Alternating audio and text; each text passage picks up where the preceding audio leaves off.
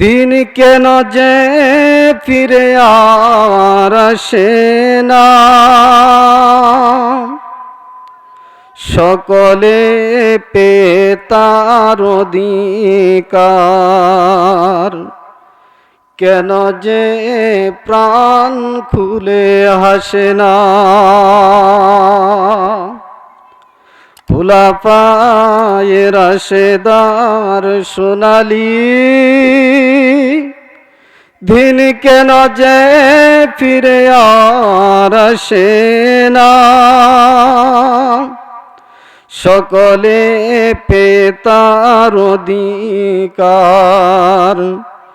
কেন যে মন খুলে হাসে না, দুলির আসনে বসে উমরে রাজ্য শাসন করেছে। খলিফা উমরের শাসনে কোন জীব না খেয়ে মরেছে। সেই উমরের মতো কেউ ধরাতে কোনদিন আর কি হবে না, ফিরে আর আসে না, সকলে পেয়ে তার অধিকার। কেন যে প্রাণ খুলে হাসে না, চারদিকে শুনি শুধু হাহাকার,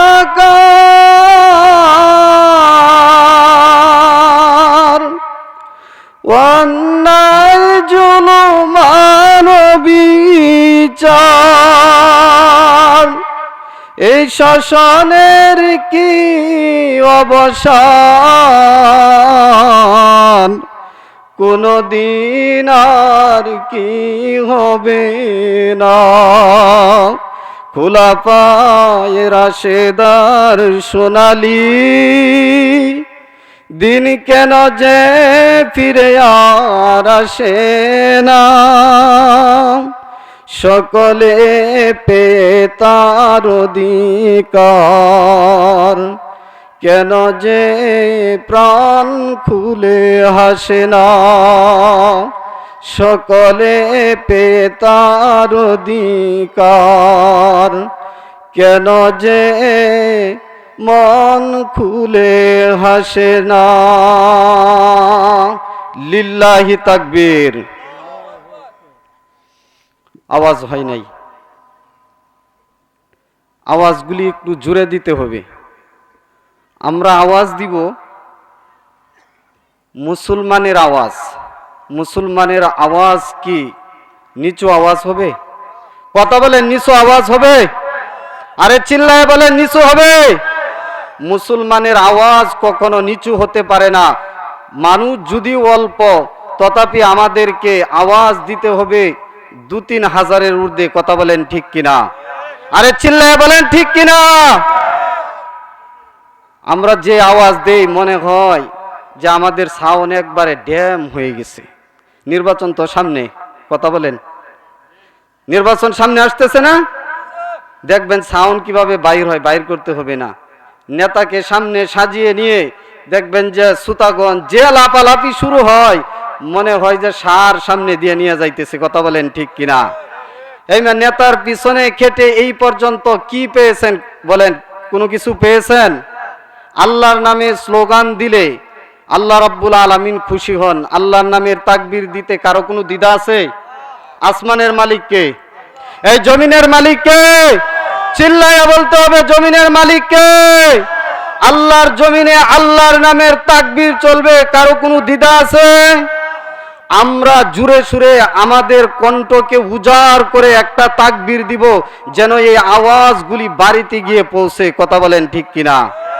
মাহফিলে কিন্তু বলে আইছেন যে যাইতেছি মাহফিলের মাধ্যমে বাড়িউলি যেন আওয়াজের সাউন্ড শুনে। কথা বলেন ঠিক কিনা?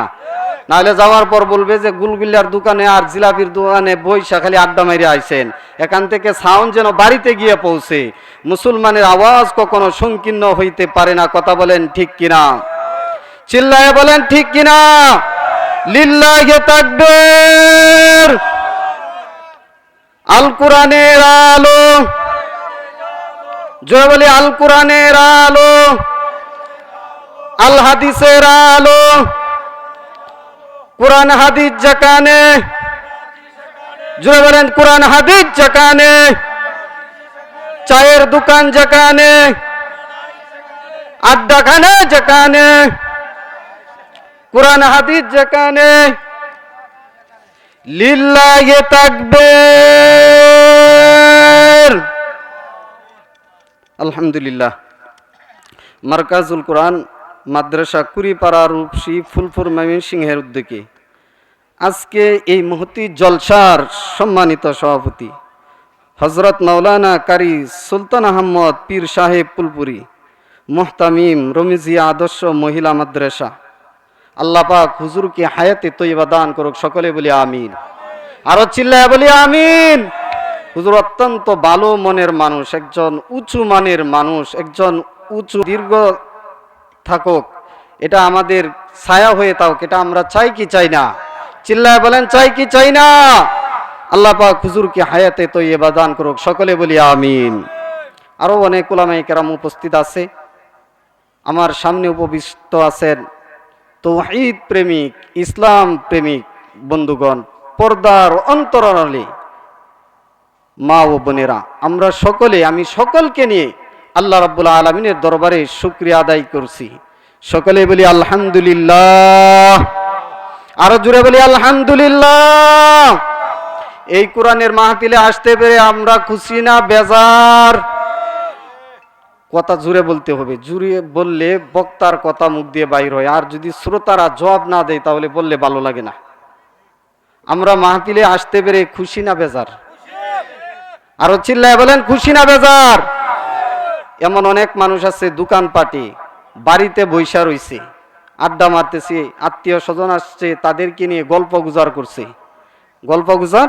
করতেছে, কিন্তু আল্লাহ রাব্বুল আলামিন এই সমস্ত কাজ থেকে আমাদেরকে বাছাই করে যাচাই করে আল্লাহ পাকের এই কোরআন হাদিসের মজলিসে আসার জন্য আল্লাহ পাক তৌফিক দিয়েছেন। এই জন্য আবারও আল্লাহ রাব্বুল আলামিনের দরবারে কালিমাতু শুকর আদায় করি, বলি আলহামদুলিল্লাহ। আরো চিল্লায় বলি আলহামদুলিল্লাহ।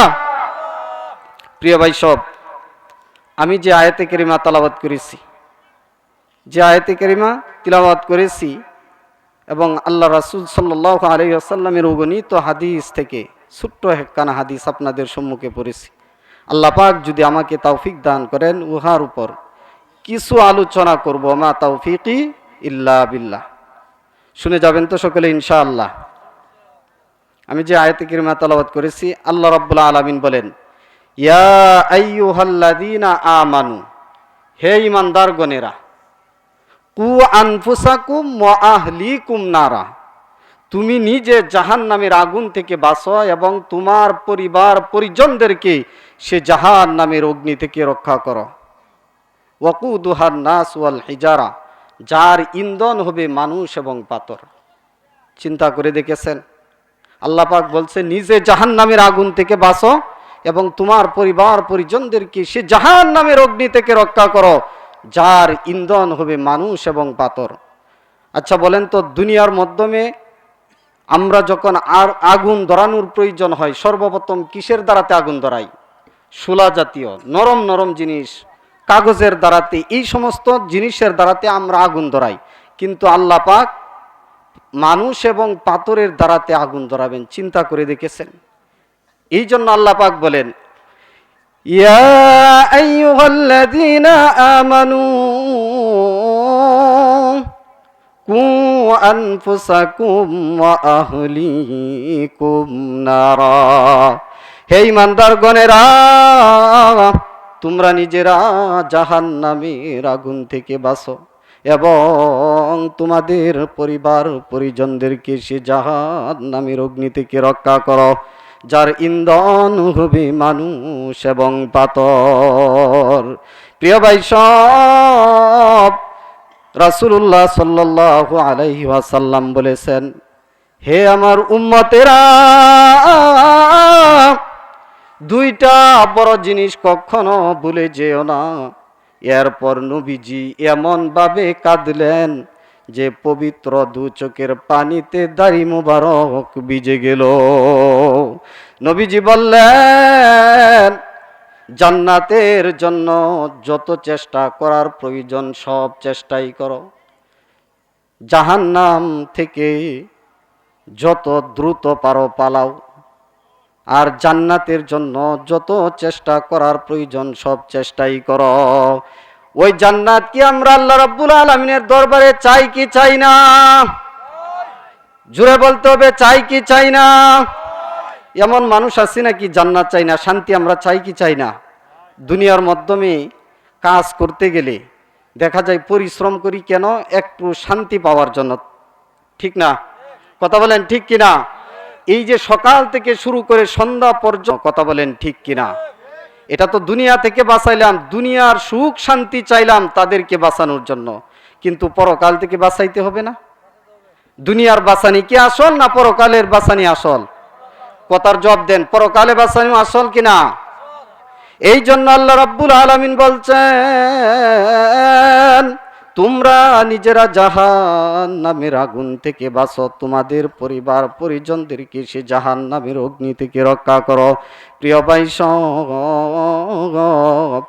দুনিয়ার মাধ্যমে দেখা যায় যে এই পৃথিবীর মাধ্যমে মানুষ সন্তানকে সব চাইতে ভালোবাসে। পিতা এবং পুত্রের মাধ্যমে, মা এবং সন্তানের মাধ্যমে যে ভালোবাসা, এই ভালোবাসা অন্য আর কারো সঙ্গে হতে পারে না। পিতা ভালোবাসে সন্তানকে একমাত্র নিঃস্বার্থে, মাও ভালোবাসে নিঃস্বার্থে। কথা বলেন ঠিক কিনা? কিন্তু দেখা যায় আজকে এই সন্তানগুলি বড় হয়ে মাতা পিতাকে কষ্ট দেয়, তাদের অবাধ্য আচরণ করে। এমনও তো ঘটনা হয়, মা বাবাকে বাড়ি থেকে বাহির করে দেয়। কথা বলেন ঠিক কিনা? প্রিয় ভাই সব, সন্তানের সাথে যে মহাব্বত, যে ভালোবাসা, এটা কিন্তু স্বার্থের জন্য না, একমাত্র নিঃস্বার্থে ভালোবাসা। এটা এখানে সীমাবদ্ধ রাখলে হবে না। আল্লাহ পাক বলেন এই ভালোবাসাটা পরকাল পর্যন্ত পৌঁছাইতে হবে। নিজের জাহান্নাম থেকে বাঁচো, দুনিয়া থেকে বাঁচানোর জন্য আমরা চেষ্টা করি। আমরা যদি শুনতে পাই সন্তান কোনো কাজের মাধ্যমে গিয়ে বিপদের সম্মুখীন হয়েছে, নিজের জীবন বাজি রেখে সন্তানকে বাঁচানোর জন্য চেষ্টা করি কি করি না?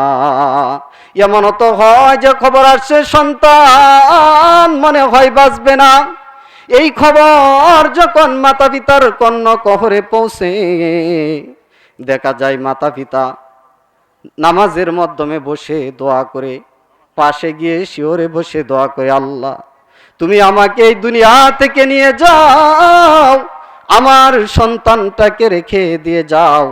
এই কথা বলে কি বলে না? নিজের জীবনের কথা চিন্তা নেই, কিন্তু সন্তানকে বাঁচানোর জন্য চেষ্টা করে। এটা তো হলো দুনিয়াতে বাঁচানোর জন্য। আজকে যদি খবর পান যে এই রাস্তা দিয়ে চললে আপনার সন্তান বিপদের সম্মুখীন হবে, আপনি কি করবেন? তাকে বাঁচানোর জন্য চেষ্টা করবেন। ছোট্ট একটা উদাহরণ, শিশু বাচ্চা যদি পানির মাধ্যমে ঝাঁপ দেয়, এটা যদি মা জানতে পারে, পিতা যদি জানতে পারে, ওই সন্তানকে বাঁচানোর জন্য জান প্রাণ দিয়ে চেষ্টা করে। সন্তান যদি আগুনের মাধ্যমে ঝাঁপ দেয়, এই আগুন থেকে বাঁচানোর জন্য চেষ্টা করে কি করে না? যদি নিজে না পারে অন্য মানুষের সাহায্য নিয়ে বাঁচানোর জন্য চেষ্টা করে। এটা তো হচ্ছে দুনিয়ার বাঁচানো। কিন্তু আল্লাহ রাব্বুল আলামিন বলেন, ইয়া আইয়ুহাল্লাযীনা আমানু কু আনফুসাকুম ওয়া আহলিকুম নারা, হে ঈমানদারগণেরা, তোমরা নিজেরা জাহান্নামের আগুন থেকে বাঁচো এবং তোমার পরিবার পরিজনদেরকে সে জাহান্নামের অগ্নি থেকে রক্ষা করো। প্রিয় ভাই সব, রাসূলুল্লাহ সাল্লাল্লাহু আলাইহি ওয়াসাল্লাম যে কথা বলতেছিলাম, রাসূলুল্লাহ সাল্লাল্লাহু আলাইহি ওয়াসাল্লাম বলেন, হে আমার উম্মতেরা, তোমরা কি করো? জান্নাতের জন্য যত চেষ্টা করার দরকার সব চেষ্টাই করো। জান্নাত আমরা চাই কি চাই না? আরো চিল্লায় বলতে হবে, চাই কি চাই না? এই জান্নাত আমরা সকলে চাই তো ইনশাআল্লাহ? কারা কারা চাই না? এমন কি কেউ আছে নাকি? জান্নাতের মাধ্যমে আল্লাহ পাক বান্দাকে এত নাজ নিয়ামত গুলি দিবেন, এটা আমরা চাই না? এই জান্নাতের জন্য আমাদেরকে চেষ্টা করতে হবে না? তাহলে চেষ্টা করতে হলে কি করতে হবে? গুনার কাজ ছাড়তে হবে। এই জান্নাতের জন্য আমাদেরকে কি করতে হবে? দৌড়াইতে হবে, চেষ্টা করতে হবে। তাহলে আমরা কি পাবো? জান্নাত পাবো। এই জন্য আল্লাহ রাব্বুল আলামিন বলেন, ওয়াসারিউ ইলা মাগফিরাতিম মির রাব্বিকুম ওয়া জান্নাতিন আরদুহাস সামাওয়াতু ওয়াল আরদ।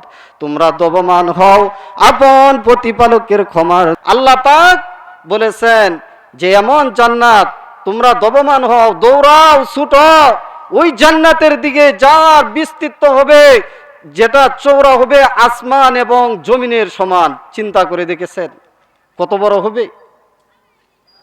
এখানে কি জায়গা সংকীর্ণ হবে? এখানে মানে প্রশস্তের কথা বলা হয়েছে, দৈর্ঘ্যের কথা কি বলা হয় নাই। যার প্রশস্ত এত বড় হবে তার দৈর্ঘ্যের প্রয়োজন আলোচনার দরকার নেই। এই আয়াতের ব্যাখ্যায় ইবনে আব্বাস রাদিয়াল্লাহু তাআলা আনহু বলেন, 7 আসমান একত্রে পাশাপাশি যদি রাখা হয়, 7 আসমান একত্রে পাশাপাশি যদি রাখা হয়, তাহলে যতটুক চৌড়া হবে আল্লাহ রাব্বুল আলামিনের জান্নাত ততটুক চৌড়া হবে। ওই জান্নাতের মাধ্যমে আমরা যাইতে চাই কি চাই না? দুনিয়ার মাধ্যমে দেখা যায় প্রিয় ভাই সব মানুষ অনেক কিছু করতে গিয়ে আশা আকাঙ্ক্ষা করে যে আমি যদি এটা পাইতাম ওইটা পাইতাম, এমন আশা করে কি করে না? কিন্তু আশা কখনোই সাকসেসফুল হয় না। মানুষের অভাব অনটন লেগে থাকে, একজন আরেকজনের সাথে ঝগড়া ফাসাদ করে, মারামারি কাটাকাটি হানাহানি করে। কিন্তু জান্নাতের মাধ্যমে যদি কোনো বান্দা যায় তাহলে তার কোনো অভাব থাকবে না, সে যা চাইবে তাই পাইবে। জান্নাতের মাধ্যমে যদি যেতে পারি তাহলে চাওয়ার সঙ্গে সঙ্গে সব কিছু পেয়ে যাব। আল্লাহ রাব্বুল আলামিন বলেন, ওয়ালাহুম মা ইয়াদদাউন। জান্নাতের মাধ্যমে বান্দা যা চাইবে তাই পাবে। জান্নাতে আল্লাহ পাক অগণিত নাজ নিয়ামতগুলি রেখে দিয়েছেন আমাদের কল্পনার বাইরে, আমরা কল্পনাও করতে পারবো না। আল্লাহ পাক এত নাজ নিয়ামত দিয়ে আমাদেরকে কি করে দিবেন? ভরপুর করে দিবেন। বন্ধুগণ আমার, এই জান্নাতের জন্য রাসূলুল্লাহ সাল্লাল্লাহু আলাইহি ওয়াসাল্লাম বলেছেন যে তোমরা কি করো? এই জান্নাতের জন্য যত চেষ্টা করার দরকার সব চেষ্টাই করো। প্রিয় ভাই সব, মনের কামনা বাসনাগুলিকে একমাত্র কি করে দিতে হবে? কুরবানি করে দিতে হবে। কার জন্য? চিল্লায়া বলেন, কার জন্য? কথা কিন্তু বলতেছেন না। কার জন্য? আল্লাহর জন্য। মনে চেয়েছে আজকে গুনাহ করার জন্য, মনে চেয়েছে জিনা করার জন্য, বেবিচার করার জন্য, মানুষের মাল ঠকানোর জন্য, মানুষের ধন সম্পদ আত্মসাৎ করার জন্য। এমন লোক আছে না নাই? চিল্লায় বলেন, আছে না নাই? এরকম অনেক মানুষ আছে যে ওয়ারিশ ঠকিয়ে দেয়, বোনের যে পরিমাণ ওয়ারিশ পাবি ওয়ারিশ দিতে রাজি না। অনেকে আছে না নাই? মিথ্যা কথা বলা নিষেধ, আছে না নাই? একটা মিথ্যা কথা বললে এই মিথ্যা কথার জন্য অন্তত পক্ষে 7,000 বছর জাহান্নামের আগুনে বলতে হবে। 7,000 বছর জাহান্নামের আগুনে কি করতে হবে? জ্বলতে হবে। অনেকে আছি মাশাআল্লাহ মিথ্যা কথার তো অভাব নাই। কথা বলেন ঠিক কিনা? হায়রে মিথ্যার যে আশ্রয় আমাদের মাধ্যমে, মোবাইলের মাধ্যমে যে পরিমাণ এখন বর্তমানে মিথ্যা কথা বলা হয়। কথা বলেন, যদি রূপসী বাজারও থাকেন, অমুকে আপনার কাছে পাওনাদার টাকা পাইবে বলে, যদি ভাই কোথায় আছেন? আমি তো ফুলপুরে আছি। এমন কথা হয় কি হয় না? কথা বলে না, হয় কি হয় না? মোবাইলের মাধ্যমে দিয়া দিছে বাইল। এই বাইলের জন্য আর থাকা গেল না। দেখেন এরকম পরিস্থিতির মাধ্যমে বর্তমান মানুষ উড়তে বইতে ছুঁইতে খালি মিথ্যা কথা, মিথ্যা কথা, মিথ্যা কথা। এই মিথ্যার আশ্রয় আমাদের মাধ্যমে আজ ঢুকেছে। এই মিথ্যা কথা দেখেন যে মানুষ বাজারে দোকানপাটে বিভিন্ন জায়গার মাধ্যমে মিথ্যা কথা কয় কি কয় না। দেখেন আজকে যারা বিক্রেতা মানে মাল বিক্রি করে ওদের কাছে গিয়ে বলবেন যে ভাই একটা লুঙ্গি কিনতাম, আছে না এমন? লুঙ্গি কেনার কথা যদি বলা হয় যে এই লুঙ্গিটা ভাই কিনতাম, যদি বলে যে এটা 700 টাকা দিয়ে নিতে হবে, যে 700 টাকা, তাহলে এক কাজ করেন 400 টাকা দিই। ও ভাই ওটা আমার কিনাই আছে 650 টাকা, এরকম কথা হয় কি হয় না? মিথ্যার আশ্রয় নেয় কি নেই না? আরে কথা বলে না, নেয় কি নেই না? মিথ্যা কথা কয়ে কি নিতে হইবে? আচ্ছা এটা ধরেন আমি যে জিনিসটা কিনে নিয়ে এসেছি, আমি যদি বলি যে ভাই এটা আমি 400 টাকা দিয়ে কিনে এনেছি, আপনি কয় টাকা লাভ দিবেন? আমার 50 টাকা লাভ করতে হবে। তাহলে তো তরিকাটা সহি হয়ে গেল। কিন্তু আমি বললাম এটা 650 টাকা কিনা। এরপর দেখবেন যে এই কথা বলার পর বইলে আপনি চলে যাইতে থাকবেন, বলবেন যে ভাই 450 টাকা দিমুনে, না না দেওয়া যাবে না, একটু দূরে যাবেন, ডাইকে আইনে আপনাকে দিয়ে দিব, কিন্তু আগে বলেছে 650 টাকা কিনা। এরকম কথা হয় কি হয় না? দেখেন আমাদের মধ্যে কি একটা দুর্দশা। এই আসতে সময় বলি আহারে দোকানদার আমার সাথে এরকম প্রতারণা করতেছি, প্রতারণা করতে পারলো। কিন্তু আমি যখন আপনি যখন বাজারে যাই, এই যে কাঁঠাল যেটা আর কি, এই কাঁঠাল নিজে খাই না, বাজারে নিয়ে বিক্রি করি কেন? কই কাঁঠাল স্বাদ লাগে না। যাওয়ার পর বাজারে গিয়া বলি, যদি কেউ কিনতে আসে ভাই কাঁঠালের গল্লাটা কেমন, মিষ্টি, একবারে বিরাট মিষ্টি, কিন্তু নিজে এই কাঁঠাল খাই না। এরকম আছে না নাই? নারকেল পেরে দেখা যায় যে নারকেলের মাধ্যমে ইগুলি ভালো না, এই নারকেলগুলি বাজারে নিয়ে বিক্রি করে দেয় মানুষকে খাওয়ার জন্য। আমি ধোঁকা দেই, অন্যজন যখন ধোঁকা দেয় তখন মনে মনে ভাবি আহারে লোকটা আমাকে ধোঁকা দিল। কিন্তু আমি যখন মানুষকে ধোঁকা দেই তখন কি অবস্থা? প্রিয় ভাই সব, কাউকে কেউ ধোঁকা দেওয়া যাবে না, মিথ্যা কথা বলা যাবে না। মিথ্যার আশ্রয় নিব নাকি আমরা? জোরে বলেন, মিথ্যার আশ্রয় নেওয়া যাবে? আমরা মিথ্যার আশ্রয় নিব না। মিথ্যার আশ্রয় নিলে একটা কবিরা গুনাহ। মানে একটা মিথ্যা কথার জন্য শত শত মিথ্যা কথা বলতে হয় কি হয় না, ডাকার জন্য। তো এই জন্য মিথ্যার আশ্রয় আমাদের ছাড়তে হবে। আর মহিলাদের কথা আর কি বলবো, মহিলারা তো একবারে উড়তে বইতে শুইতে, আর মিথ্যা কথার আর অভাব নাই। অনেকে এরকম আছে, আবার অনেকে অনেক ভালো আছে, মিথ্যা কথা খুব কম কয়। এরা দেখবেন যে প্রায় সময়ই মিথ্যার আশ্রয় বেশি নেই। কিন্তু কিছু সংখ্যক মহিলা আছে, মহিলাদের মাধ্যমেও অনেক ভালো আছে, মিথ্যার আশ্রয় নেই না। জীবন চলে গেলেও কি করে না? মিথ্যার আশ্রয় নেই না। প্রিয় ভাই সব, এই জন্য সন্তানকে যদি জাহান্নামের আগুন থেকে বাঁচাইতে হয়, মা বাবাকে ভালো হইতে হবে। মা বাবা যদি ভালো হয়, সন্তান ভালো হবে। ওই সন্তান বড় হয়ে কোনোদিন মিথ্যা কথা বলবে না। কথা বলেন ঠিক কিনা? আরো চিল্লায় বলেন ঠিক কিনা? আমাদেরকে মিথ্যার আশ্রয় নেওয়া যাবে না। ছোট্ট একটা ঘটনা বলি, মা যদি ভালো হয় সন্তান ভালো হবে, মা যদি ভালো না হয় সন্তান কোনোদিন ভালো হবে না। মহিলারা যদি ভালো হয় ওই ঘরটা ভালো হয়ে যায়, মহিলারা যদি ভালো হয় রাষ্ট্র ভালো হয়ে যায়, মহিলারা যদি ভালো হয় সংসার ভালো হয়ে যায়। আর মহিলারা যদি বেজাল্লা হয় তাহলে কি করতে হয়? দেশ ছাড়তে ইচ্ছা হয়। কথা বলেন ঠিক কিনা? সারণ লাগে না, এমনি আপনাকে ছাড়তে হবে। তো এই জন্য বন্ধুগণ আমার, মা যদি ভালো হয় ওই সন্তানটা ভালো হবে, তার গর্ভে থেকে যে সন্তান আসবে এই সন্তান ভালো হবে। আমরা জানি যখন ইট বানানো হয়, এই ইটের মাধ্যমে ফর্মাটা যদি আঁকা বাঁকা হয়, ইটটা কেমন হয় বলেন তো? কেমন হয়? আঁকা বাঁকা হয়। আর ফর্মাটা যদি সোজা হয়, ওই ইটটাও সোজা হয়ে বাহির হয়। মা যদি মিথ্যার আশ্রয় নেই, মা যদি মিথ্যা কথা কয়, মায়ের মনটা যদি ছলনা থাকে, তাহলে সন্তানও এমন হয়। কথা বলেন ঠিক কিনা? প্রিয় ভাই সব, আব্দুল কাদের জিলানী রহমাতুল্লাহি আলাইহির কথা শুনছেন কি আপনারা? শুনেছেন কি? আব্দুল কাদের জিলানী রহমাতুল্লাহি আলাই ছোট্ট মানুষ ছিলেন, 14 বছরের যুবক। আগের যুগে কাফেলা কি করতো? এক দেশ থেকে আরেক দেশও যাইতো, এমন আছে না নাই? আপনারা দেখেছেন? এক দেশ থেকে আরেক দেশে সফর করার জন্য যাইতো। ঠিক তেমনি ভাবে এমন এক কাফেলার সঙ্গে আব্দুল কাদের জিলানী রহমাতুল্লাহি আলাই ছুটলেন এলেম শিকার জন্য। প্রতিমধ্যে দেখা গেল তিনি যে দলের সঙ্গে গিয়েছিলেন ওই দলকে এরকমভাবে ডাকাতেরা কি করেছে, আক্রমণ করেছে। আগে দেখা যাইতো ডাকাতের বাপ বেশি আছিল, ডাকাত পাড়ায় পাড়ায় মহল্লায় মহল্লায় ডাকাতি হইতো কি হইতো না? আমার চাইতে আপনারা ভালো জানেন, হইতো কি হইতো না? কথা বলেন কিনা কেন? আগে কিন্তু এরকম হইতো। তেমনি এক কাফেলা, ওই কাফেলার মাধ্যমে আব্দুল কাদের জিলানী রহমাতুল্লাহ আলাইহি যখন যাইতেছিলেন, প্রতিমধ্যে ওই দলকে কি করলো, আক্রমণ করলো, সকলের মাল আত্মসাৎ করে নিয়ে গেল। বলল, বাবু তোমার কাছে কি কোনো কিছু আছে? আব্দুল কাদের জিলানী রহমাতুল্লাহ আলাইহি বললেন, আছে। যে কোথায় আছে, যে কি আছে তোমার কাছে? বলল যে আমার কাছে 40টা দিনার আছে। বলল কোথায় রেখেছ? তিনি বললেন আমার জামার আস্তিনের মাধ্যমে রেখেছি। তিনি কি করলেন, জামার আস্তিনটা খুলে তাকে দেখিয়ে দিলেন। ডাকাত এমনি ভাবে কি করলো, এরকম ভাবে আরসাদজনিত হয়ে গেল।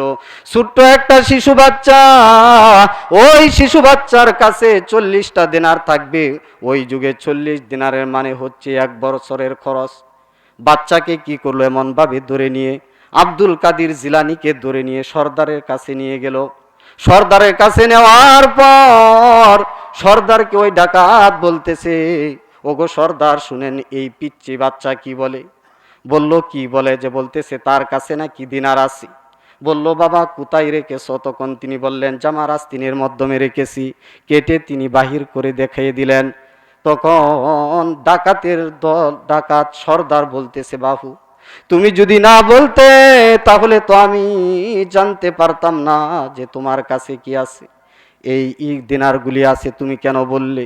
তখন বলল, ওরে ডাকাতের সর্দার, আমি যদি আপনার কাছে মিথ্যা কথা বলি, আমার মা আমাকে শিক্ষা দিয়েছে বাবা, জীবন চলে যাবে, মৃত্যু হয়ে যাবে, কোনোদিন মিথ্যা কথা বলবে না, এটা হচ্ছে আমার মায়ের শিক্ষা।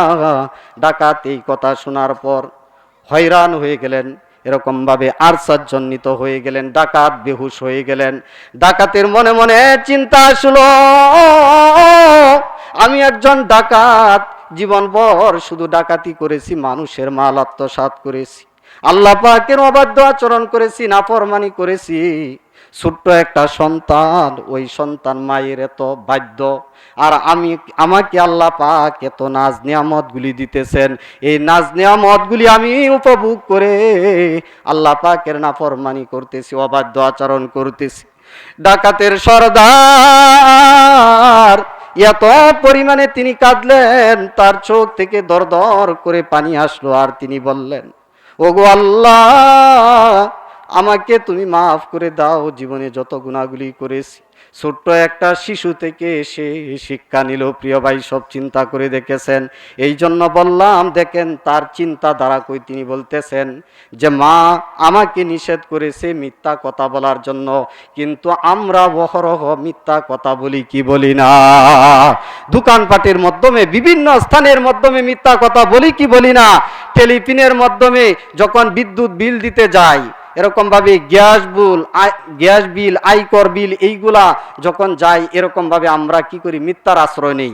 কোন দোকানদার যখন আমাদেরকে ঠকায়, আমাদের মনের মাধ্যমে আসে, আহারে দোকানদার আমাকে ঠকাইলো, বাড়িতে নিয়ে আসলাম কাঁঠাল, যে কাঁঠাল ভাঙ্গার পর দেখি তো পচা কাঁঠাল, চিন্তা করি হারে ওই লোকটা আমাকে এমন ভাবে ঠকাইতে পারলো, এই চিন্তা আমি করি, কিন্তু আমিও তো অন্যজনকে ঠকাইতেছি। কথা বলেন ঠিক কিনা? আমরা তো উভয় এরকম করতেছি, তো এরকম কাজ করা যাবে না। অনেক বন্ধুগণ এমন আছেন যে খালি দোকানের মাধ্যমে আগুন লাগিয়ে দেয়, লাগিয়ে দেওয়ার পর বলতেছে যে আমার যা এই অর্থ সম্পদ সব শেষ হয়ে গেছে, আমার কাছে কোনো কিছুই নাই।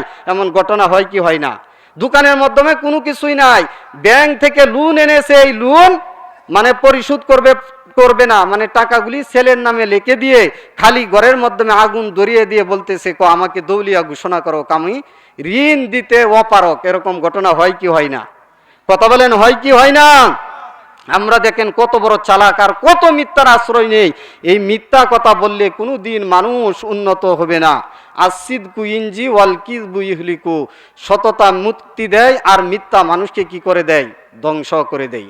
এই জন্য বন্ধুগণ আমার বলতেছিলাম যে কথা আমি বলতেছিলাম, রাসূলুল্লাহ সাল্লাল্লাহু আলাইহি ওয়াসাল্লাম উম্মতকে সতর্ক করে বলেছেন, হে আমার উম্মতেরা, দুইটা বড় জিনিস কখনো ভুলে যেও না। এরপর নবীজি কাঁদলেন, তার চোখের পানিতে দাড়ি মুবারক বুঝে গেলেন, বললেন, জান্নাতের জন্য যত চেষ্টা করার দরকার সব চেষ্টাই করো, জাহান্নাম থেকে যত দ্রুত জাহান্নামের দিকে ছুটছে। ওরে যুবক, আজকে তুমি এত গুনাহ করতেছো, অন্যায় করতেছো, নাফরমানি করতেছো। দেখা যায় প্যান্ডেলের মাধ্যমে কোরআন হাদিসের আলোচনা হয়, ওই আলোচনার মাধ্যমে মানুষ থাকে না, কিন্তু দোকানপাটে বিভিন্ন স্থানে আজকে যদি গানের আসর হইতো, এখানে যদি একটা নর্তকী আনা হইতো যে গান করতে পারে, লোকের অভাব পড়তো না। কথা বলেন ঠিক কিনা? যুবকেরা গুর গুর করে এরকম ভাবে উপস্থিত হয়ে যাইতো। কিন্তু কোরআন হাদিসের মজলিসে দেখা যায় যুবকেরা বাড়িতে বৈশা থাকে, দোকানপাটে বৈশা থাকে। ওরে যুবক, তোমার মনের যে চাহিদা, মনের কামনা, যে দোকানে আসলে একটু আড্ডা মারবা, মন চাই গুনার দিকে দাবিত হওয়ার জন্য, এই গুনাহ করা যাবে না। গুনাহ যদি করো, আল্লাহ রাব্বুল আলামিন স্বয়ং বান্দার গুনাহ করলে তিনি দেখেন। তুমি যেখানেই থাকো না কেন, প্রকৃত মাবুদ কিন্তু তোমার সঙ্গে থাকেন।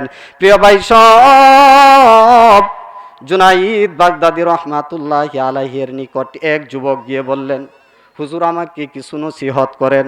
তখন বলতেছে যে নসিহত হচ্ছে যে তুমি কি করো না, ওরে যুবক, তুমি আল্লাহর জমিনের মাধ্যমে তুমি গুনাহ করো না।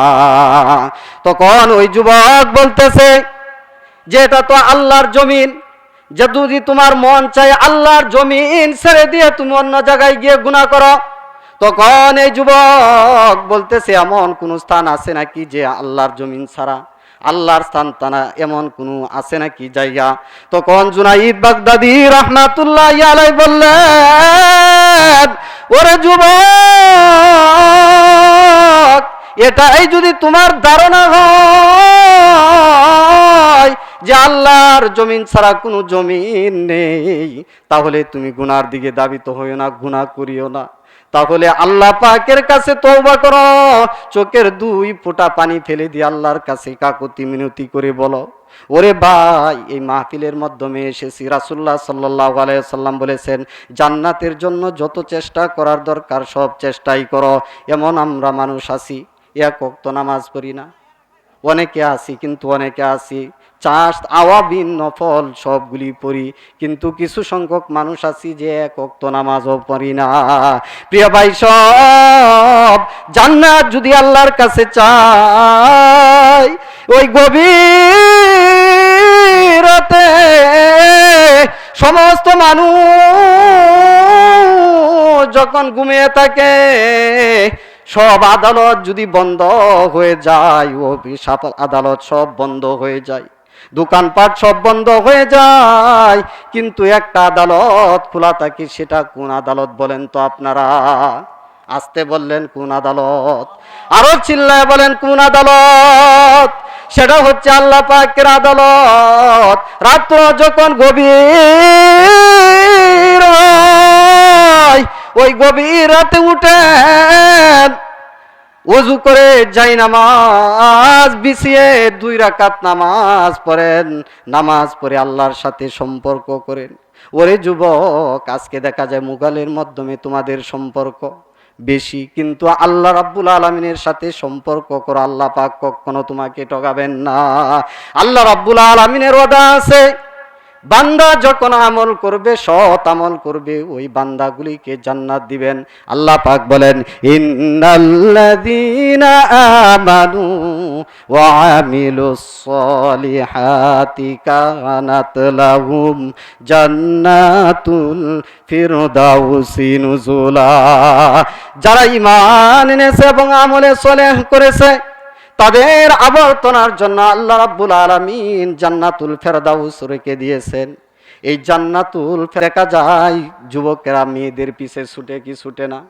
মেয়ের ভালোবাসা পাওয়ার জন্য, একজন মেয়ের সাথে সম্পর্ক করার জন্য জীবন বাজি রেখে পর্যন্ত, এমনও তো ছেলে আছে মেয়েকে পায় নাই, মেয়ে ধোঁকা দিয়েছে, আত্মহত্যা পর্যন্ত করেছে। কথা বলেন ঠিক কিনা? এমন আছে যে ফাঁস নিয়েছে, বিষ খেয়েছে। কথা বলেন ঠিক কিনা? এটা হচ্ছে দুনিয়ার ধোঁকা, দুনিয়ার পচা গান্দা মহিলা। কিন্তু আল্লাহ রাব্বুল আলামিন বান্দার জন্য যে জান্নাতের মাধ্যমে হুর রেখে দিয়েছেন, এই হুরগুলি যদি দুনিয়ার মাধ্যমে একবার আসতো, একবার যদি থুতু ফালতো, এই সারাটা পৃথিবী এর গ্রানে আকের আম্বর হয়ে যাইতো। এই হুরগুলি যদি দুনিয়ার মাধ্যমে একবার আসতো, এর চেহারা দেখে সমস্ত যুবকগুলি পাগল হয়ে যাইতো। প্রিয় ভাই সব, আল্লাহ রাব্বুল আলামিন জান্নাতুল আদন যখন বানাইলেন, আল্লাহ পাক জিবরাইল আমিনকে বললেন, ওহে জিবরাইল, আমি যে জান্নাতুল আদন বানাইলাম, আমার বান্দার জন্য আমি জান্নাতুল আদন বানাইলাম, এই জান্নাতের মাধ্যমে এত এত নাজ নিয়ামত গুলি আমি রেখে দিয়েছি, তুমি একটু পরিদর্শন করে আসো। দুনিয়ার মাধ্যমে দেখা যায় বড় বাড়ি যদি করা হয়, অট্টালিকা বিল্ডিং যদি করা হয়, মনের প্রশান্তির জন্য আমরা একজন আরেকজনকে দেখাই, শান্তি লাগে না অন্যজনকে না দেখাইলে। ঠিক আল্লাহ রাব্বুল আলামিন বললেন যে জিবরাইল, তুমি আমার জান্নাতটা ঘুরে আসো, দেখে আসো আমার বান্দাদের জন্য কি নাজ নিয়ামত গুলি রেখে দিয়েছি। জিবরাইল আমিন যখন গেলেন, জান্নাতুল আদনের মাধ্যমে প্রবেশ করলেন, প্রবেশ করিয়া আল্লাহ পাকের নাজ নিয়ামত গুলি দেখার পর জিবরাইল আমিন এরকম ভাবে পাগল হারা হয়ে গেলেন, তিনি ছুটাছুটি করতে আরম্ভ করলেন, এরকম ভাবে পাগলামি করতেছেন আল্লাহ পাকের নাজ নিয়ামত গুলি দেখে। হঠাৎ করে তিনি কি করলেন, যে একটা নূরের জিলকানি দেখলেন, এটা দেখার সঙ্গে সঙ্গে তিনি বেহুশ হয়ে পড়ে গেলেন। বেহুশ হওয়ার পর ওই হুর উপর থেকে হাসতেছিল তার দন্তরাজি দিয়ে, তার দন্তরাজি দেখা যাইতেছিল, এই হাসির উজ্জ্বলে সারা বেহেশতটা এরকম ভাবে একবার উজ্জ্বল হয়ে গেল, আলোকিত হয়ে গেল। এটা দেখার পর তিনি বেহুশ হয়ে গেলেন। হুরের অনুরোধে জিবরাইল আমিনকে কি করা হলো, হুশ আনা হইল। বলল, জিবরাইল, হে আমানুল্লাহ, আপনি কেন বেহুশ হয়ে গেলেন, আর কেনই বা পাগলের মতো ছুটাছুটি করতেছিলেন? বললেন যে যা আল্লাহ রাব্বুল আলামিনের নাজ নিয়ামত গুলি দেখতেছিলাম, আর উপর থেকে একটা এরকম ভাবে কি আসতেছিল যে নূরের উজ্জ্বল, আমি মনে করেছি আল্লাহ রাব্বুল আলামিনের নূরের তাজাল্লি মনে হয় পড়েছে। তিনি বললেন যে না, এটা নূরের তাজাল্লি না, এটা হচ্ছে কি যে আমার একটু হাসির কারণে সারা বেহেশতটাই এরকম ভাবে উজ্জ্বল হয়েছে। তখন তিনি বললেন, ওরে আমানুল্লাহ, আমার নাম হচ্ছে লুবা। আল্লাহ রাব্বুল আলামিন আমাকে রেখে দিয়েছেন ওই সমস্ত ইমানদারের জন্য, ওই সমস্ত যুবকদের জন্য। কাদের জন্য রেখে দিয়েছেন বলেন? আরে ভাই জুড়ে বলেন, কাদের জন্য রেখে দিয়েছেন? যুবকদের জন্য, ইমানদারদের জন্য রেখে দিয়েছেন, যারা স্বেচ্ছায় নিজের মনের কামনা বাসনাগুলিকে এরকম ভাবে ছেড়ে দেয়। মন চাই গান শুনতে, মন চাই জিনা করতে, মন চাই বেবিচার করতে, মানুষের মাল টোকাইতে, গিফত করতে, শেকায়াত করতে, নামাজ ছেড়ে দিতে, কিন্তু সে ছাড়ে না। এরা আল্লাহ পাককে সন্তুষ্টি করে ওই সমস্ত বান্দাদের জন্য আমাকে আল্লাহ রাব্বুল আলামিন রেখে দিয়েছেন। প্রিয় ভাই সব, ওই জান্নাত আমরা চাই কি চাই না? জোরে বলেন, চাই কি চাই না? কারা কারা চাই একটু হাত তুলে আল্লাহ পাককে দেখিয়ে দেই। আমরা সকলেই জান্নাত চাই। আল্লাহ, তুমি আমাদের যারা হাত উপরের দিকে তাকাইলো, উপরের দিকে হাত তুললো গো আল্লাহ, তোমার জান্নাতের আশায় ওই সমস্ত বান্দাগুলিকে আল্লাহ তোমার জান্নাতুল ফেরদাউস নসিব করে দিও। সকলেই বলি আমিন, আরো চিল্লায়া বলি আমিন। প্রিয় ভাই সব, জাহান্নাম থেকে বাঁচতে হবে। আল্লাহ পাক বলেন, কু আনফুসাকুম ওয়া আহলিকুম নারা, তুমি নিজে জাহান্নামের আগুন থেকে বাঁচো, তোমার পরিবার পরিজনদেরকে সে জাহান্নামের অগ্নি থেকে রক্ষা করো।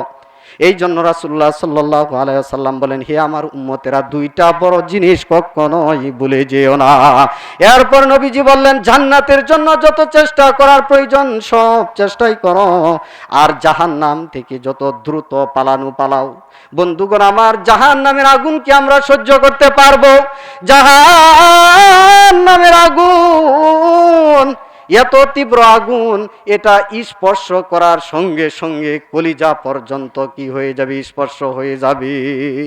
জাহান্নামের আগুন এত তীব্র আগুন, এই জাহান্নাম থেকে আল্লাহর কাছে আমাদেরকে পানা চাইতে হবে। এই জন্য রাসূলুল্লাহ সাল্লাল্লাহু আলাইহি ওয়াসাল্লাম বলেছেন, হে আমার উম্মতেরা, আল্লাহ রাব্বুল আলামিনের ভয়ে, জাহান্নামের ভয়ে তোমরা কি করো, আল্লাহর দরবারে কাঁদো, চোখ থেকে তোমরা পানি বাহির করো। চোখে যদি পানি না আসে তাহলে তাকাল্লুব মানে কি করো, এরকম ভাবে কান্নাকারীদের সুরত ধারণ করো। ইবুকু ফা ইল্লাম তাবুকু ফাতাবাকু, যদি কান্না না আসে তাহলে কান্নাকারীদের সুরত ধরো। এই জন্য প্রিয় ভাই সব, আশরাফ আলী থানভী রহমাতুল্লাহি আলাই তিনি সব সময় আল্লাহ রাব্বুল আলামিনের ভয়ে, জাহান্নামের ভয়ে এত পরিমাণ কাঁদতেন যে তার চোখ থেকে দর দর করে পানি পড়তো। আর তার এই পানিকে চেহারার উপর এমন ভাবে মলিয়া দিতেন, লোকেরা জিজ্ঞাসা করতো, হুজুর আপনার যখন চোখ থেকে পানি বাইর হয়, আপনি চেহারার মধ্যে কেন এরকম ভাবে মলে দেন? তিনি বলতেন, আমি প্রান্তিক প্রিয় রাসূলুল্লাহ সাল্লাল্লাহু আলাইহি ওয়াসাল্লামের এক বর্ণনায় দেখেছি, ওই চোখে এই পানি যেখানে যেখানে লাগিয়া যাবে, জাহান্নামের আগুন উহার উপর হারাম হয়ে যাবে। এই জন্য প্রিয় ভাই সব, যদি কান্না না আসে, কান্নাকারীদের সুরত ধরতে হবে, বাহান করতে হবে, আল্লাহ পাকের দরবারে কাঁদবো, আল্লাহ জাহান্নাম থেকে মুক্তি চাই, জাহান্নামের এক সেকেন্ডের আগুন আমরা সহ্য করতে পারবো না। আল্লাহ পাক বলেন জাহান্নামের যে কি শাস্তি, ওয়াজিদনাহুম আযাবান ফাওকাল আযাব, আমি তাদের যারা জাহান্নামে যাবে শাস্তির পর শাস্তি বাড়িয়ে দিব। যেহেতু সময় নাই, এই বিষয়টা বলতাম, সময় নাই, সেই জন্য যে কথাগুলি বললাম, আল্লাহ পাক যেন আপনাকে আমাকে জাহান্নামের আগুন থেকে এবং আল্লাহ পাকের জান্নাত যেন কামনা করে, জান্নাত অর্জন করে আমরা সকলেই যাইতে পারি। সকলেই বলি আমিন। একটু চিল্লায় বলি আমিন। আল্লাহ আমাদের সকলকে জাহান্নাম থেকে মুক্তি করে, যে আমল করলে মুক্তি পাওয়া যায় সে আমল করে জান্নাতের উপযোগী হয়ে আল্লাহ পাক আমাদের সকলকেই কবরে যাওয়ার জন্য, আল্লাহ পাকের দরবারে হাজিরা দেওয়ার জন্য আমাদের সকলকেই তৌফিক দান করুক। ওয়া আখিরি দাওয়ানা আনিল হামদুলিল্লাহি রাব্বিল আলামিন। আসসালামু আলাইকুম ওয়া রাহমাতুল্লাহি ওয়া বারাকাতুহু।